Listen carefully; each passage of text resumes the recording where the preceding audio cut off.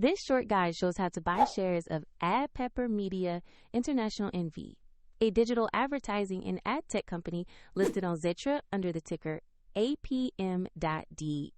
This is an educational video and not financial advice. To buy shares, you need a brokerage account, and I'll use eToro as the example platform for this walkthrough. After registering, you will need to verify your account, usually with an identity document, and add funds before you can place an order. Use the platform search box and enter the ticker APM.DE to locate the listing.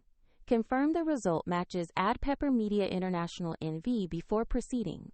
On the asset page, you will find basic company information and a price chart to review recent trading, so make sure the page clearly shows Ad Pepper Media and the APM.DE ticker. Select to buy, choose the amount you want to invest, then carefully review the order details and confirm the trade. If the market is closed, the order will be queued or placed as a market on open instruction, and if your funds are insufficient, the platform will prompt you to add money before confirmation. Once executed, the position will appear in your portfolio where you can monitor it. A link to the eToro example is in the description below.